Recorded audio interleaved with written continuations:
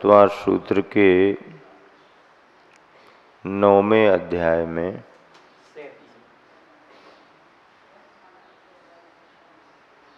35वां सूत्र चलना है।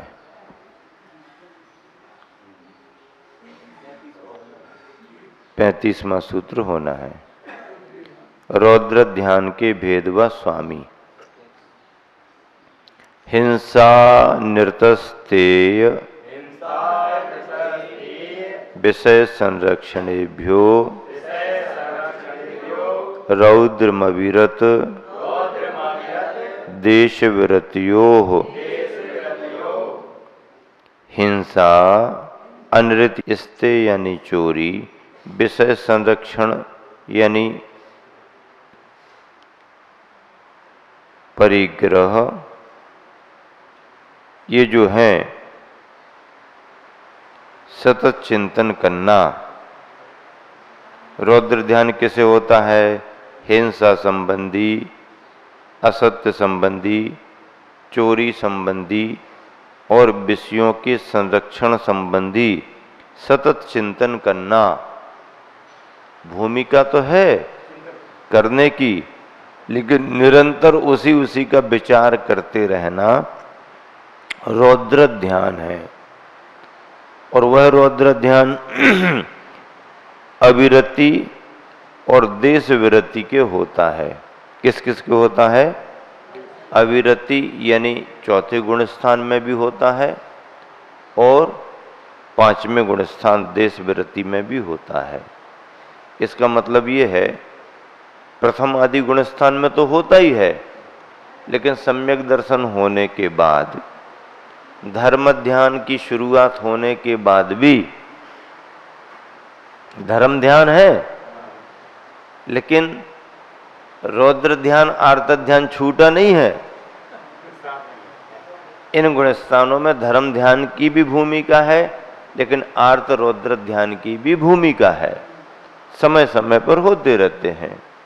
कसाई व्यक्ति है, कत्ल खाने में काम करता है, अब वो कुछ भी विचार करे, उसकी प्रवृत्ति के अनुसार उसको सम्यक दर्शन की भूमिका नहीं बनेगी, क्योंकि डायरेक्ट जीव हिंसा से जुड़ा हुआ है और उसकी वो हिंसा संकल्पी हिंसा ही है, आजीविका की नहीं है।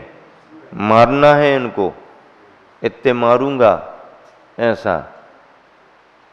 आचार्य ने एक बार कहा था, ऐसा कोई भी व्यापार धंधा नहीं है जिसमें हिंसा ना होती हो। होती है बनाने में, इकट्ठा करने में, रखने में, बाहर ट्रांसपोर्टिंग करने में। अनाज रखा रहता है, कीड़े मकोड़े लगते हैं। किराना रखा रहता है, चूहे बिल्ली आते रहते हैं, कीड़े मकोड़े रहते हैं। दुकानदार है, गलतियां होती हैं। खेती बाड़ी करने वाले से दोष लगते, वो सब ठीक है। तो ऐसा कोई आजीविका का उपाय नहीं है जिसमें हिंसा न जुड़ती हो। तो हिंसा तो हर धंधे में जुड़ेगी, लेकिन हिंसा का ही धंधा शुरू कर देना, हाँ, हिंसा का ही धंधा होना और धंधे में हिंसा होना, दोनों में बड़ा फर्क है। पहले हिंसा का धंधा अलग करो, फिर धंधे की हिंसा पर सावधानी रखो। ये है फर्क, बहुत फर्क है। आरंभ सारंभ करेंगे, अरे तुम धंधे पानी तो छोड़ो, घर गृहस्थी का कोई काम भी करेगा। कुएं से पानी भरने जाओ तो पानी भरने में दोष नहीं है क्या? आप कैसे चल के जा रहे, कुएं के वहाँ की स्थिति क्या है, कीड़े मकोड़े फैले हुए हैं, उसी पर जाके खड़े हो गए। पानी में बाल्टी आपने कैसे डाली, पानी को कैसे निकाला, जीवानी कैसे की, जीवानी को कहाँ डाल दिया, ये पानी की स्थिति। भोजन बनाना, अनाज आपने कैसा खरीदा, अनाज का शोधन किया कि नहीं किया, शोधन करने के बाद आपने अनाज तैयार किया, आटा तैयार किया, फिर घी तेल कैसे रखे हैं, चूल्हे में क्या स्थिति है। हाँ, चूल्हे में घी तेल लग जाने से झींगर, चींटियाँ बहुत लग जाते हैं। अब आप सावधानी करके उनको थोड़ा साफ करोगे, दूर करोगे, फिर काम करोगे तो ठीक है। और देखा कुछ है ही नहीं और सीधा कर दिया, तो ये महादोष है। हाँ, झाड़ू लगाना, गृहस्थ झाड़ू लगाएगा, नहीं लगाएगा तो क्या करेगा, झाड़ू लगाना पड़ेगा।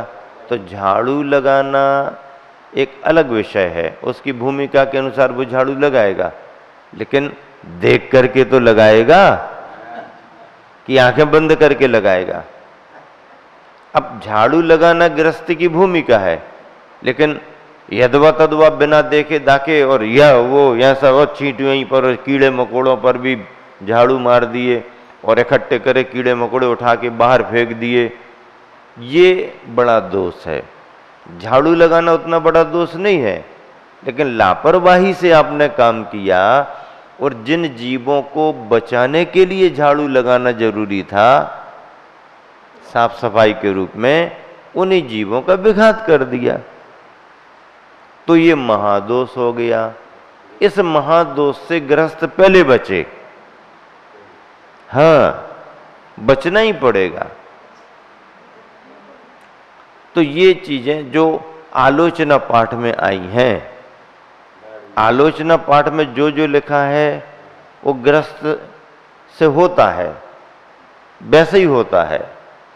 अब उसके साधन और तरीके बदल गए, ये बात अलग है, लेकिन उसमें उठने बैठने संबंधी बातें हैं, खाने पीने संबंधी बातें हैं, सोच समझ संबंधी बातें हैं, उनमें जो जो असावधानी होती, नहाने धोने संबंधी बातें हैं, जो असावधानी होती है वो उन्होंने लिख दिया। उस समय वैसा चलता था कि ये करते इस तरीके से उस तरीके से करते, उस समय के अनुसार लिखा। अब कुछ साधन बदल गए, तो अब बदले हुए साधनों में क्या दोष लगते हैं, उस तरीके से आलोचना पाठ कर लो आप अपना, और क्या। लेकिन आलोचना पाठ तो करना ही पड़ेगा, जो दिन भर तुमने काम किया है उसका आलोचना पाठ करना पड़ेगा। अब पहले बैलगाड़ी से चलते थे तो बैलगाड़ी में ऐसा हो गया वैसा हो गया, ये आलोचना करना पड़ेगी। अब तुम अपने टू व्हीलर से चलने लगे, साइकिल से चलने लगे, फोर व्हीलर से, अब उसमें ऐसा ऐसा हो गया, आलोचना पाठ में अलग लिखना पड़ेगा। नदियन बिच चीर धुआए, कोसन के जीव मराए। अब पहले नदियों में जाते थे और वहीं कपड़े धोते थे, फटकारते थे, कूटते थे, तो अब पानी उचड़ता था, ये वो सब होता था, तो वो लिख दिया। अब वॉशिंग मशीन में कपड़े धुलाए और नाली के जीव मराए, अब उसका पानी नाली में जाएगा, तो अब ऐसी आलोचना पाठ बनाना पड़ेगी, तो नई आलोचना पाठ तो बनाना पड़ेगी। अब व्यक्ति जिस तरीके से जी रहा है, जो कर रहा है, उसकी आलोचना करना पड़ेगी। अब नई आलोचना लिखना पड़ेगी अपन को, नया आलोचना पाठ, और पुराना आलोचना पाठ हो गया। उस समय का जनजीवन जैसा चलता था वैसा।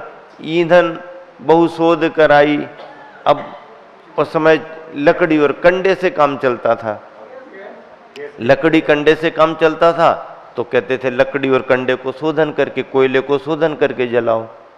अब लकड़ी कंडा कोयला खत्म हो गए, प्रदर्शनी में आ गए। ऐसी लकड़ियां जलती थीं पहले, ऐसे कोयले जलते थे पहले, देखना हो तो चले जाओ देख आओ। अब लकड़ी कोयला कंडा खत्म हो रहे, खत्म नहीं हो रहे हैं, है तो, पर अब उपयोग घरों में कम हो गया है। तो अब ईंधन बहुशोध कराई नहीं है, तो फिर अब गैस चूल्हा बहुशोध कराई, फिर भी जीव मराई। पढ़ो ना, हाँ। तो आज के अनुसार जो साधन जिनका उपयोग व्यक्ति करता है, उनके अनुसार उसको आलोचना पाठ करना पड़ेगी। मान लीजिए आज के अनुसार पाठ नहीं भी करते, पुराना पाठ भी कर लिया, उसमें भी भाव आ जाता है। घर गृहस्थी की जो आवश्यकताएं होती हैं, पंच सूना संबंधी जो काम होते हैं, सूने के आकार प्रकार बदल गए, लेकिन काम तो वही है। अब जब कार्य वही है तो पुराना भी आलोचना पाठ पढ़ो तो भाव तो वो समझ में आ जाता है।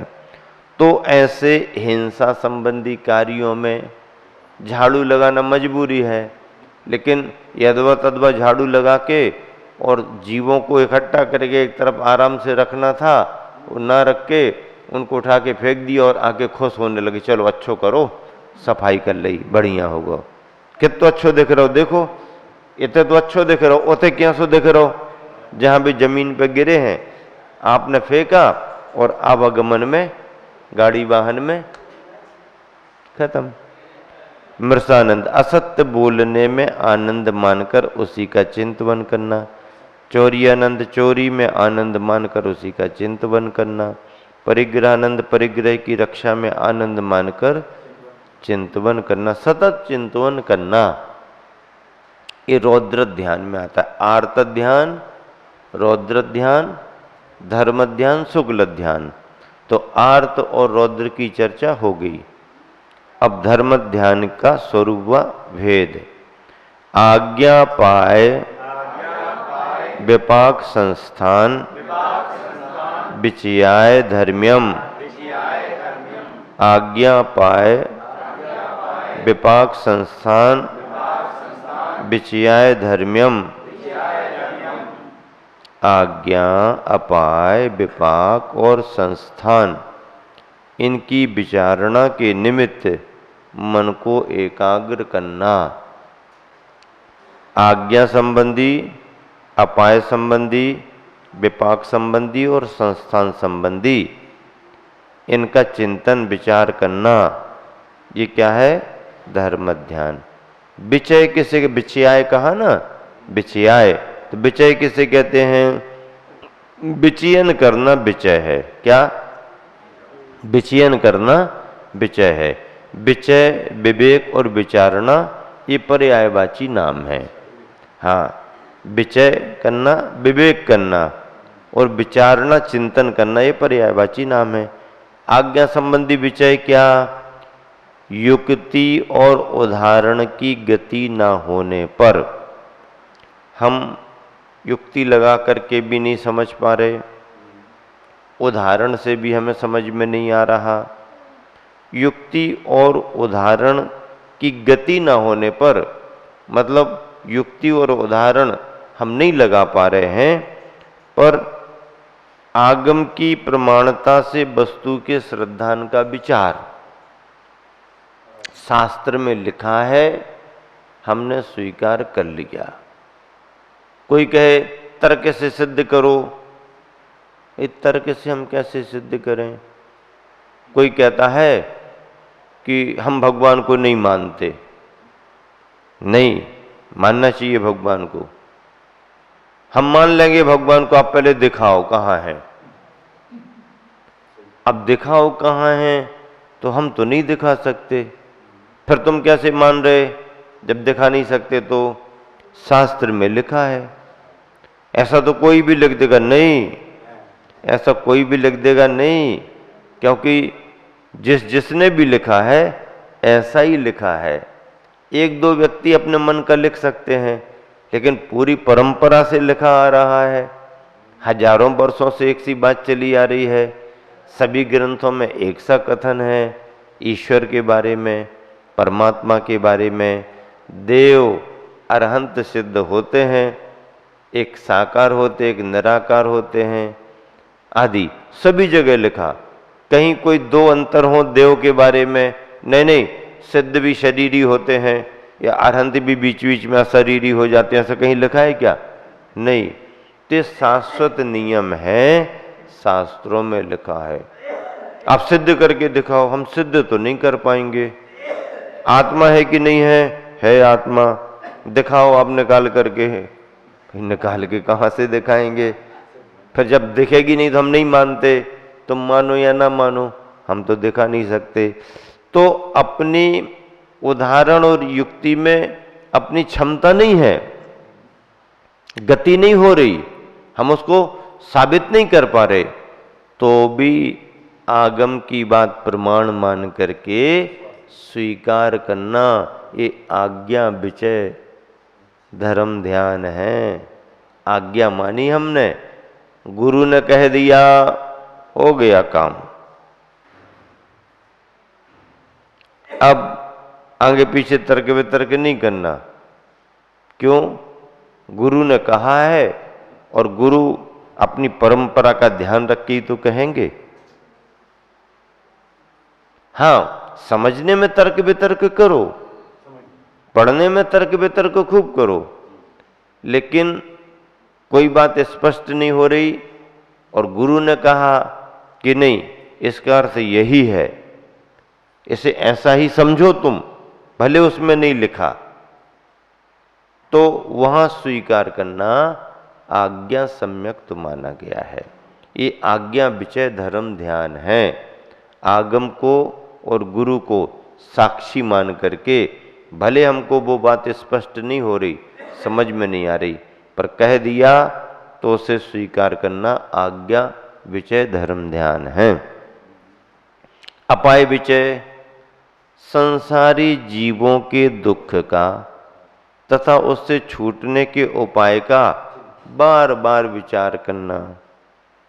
संसारी जीवों के दुख कैसे हैं, संसारी जीव कैसे कैसे दुखी हैं, नरकों में देखो कैसे कैसे दुख हैं, त्रियंचों में कैसे कैसे दुख हैं, और ये दुख उनके ही अपने उससे, तो ये उनका अलग, तो संसारी जीवों के दुखों का। अब त्रियंचो नारकी का तो विचार कर लिया, तो देवों को दुख नहीं है क्या? है। मिथ्या दृष्टि देवों को ज्यादा नहीं मिल पा रहा, ये दुख है, और सम्यक दृष्टि देवों को ये दुख है कि हम यहां क्यों फंसे हैं अभी तक। हाँ, जल्दी निकल जाते तो अच्छा रहता, छटपटा रहे हैं। वो भी भले वो सम्यक ज्ञान की भावना में लगे हैं, लेकिन अंतरंग में उनका भाव यही रहता है कि लक्ष्य तो बनाया था मोक्ष जाने का, यहाँ कहाँ आके फंस गए। डायरेक्ट ट्रेन में बैठना था और ये स्टेशन बदलना पड़ रही है, ये उसके मन में आता है। तो अपन क्या मानते हैं? स्वर्गों में न सम्यक दृष्टि सुखी है, न मिथ्या दृष्टि सुखी है। सुख इस रूप में है कि मनुष्य और त्रियंचों जैसे दुख नहीं है, नरकों जैसे दुख नहीं, इसलिए सुख है। इंद्रिय सुख की अपेक्षा सुखी है, पर आत्मकल्याण करने की अपेक्षा तो उनको बंधन महसूस होता है। त्रियंचों में, मनुष्यों में भी सुख है का? मनुष्य भी बहुत दुखी हैं। इस तरह से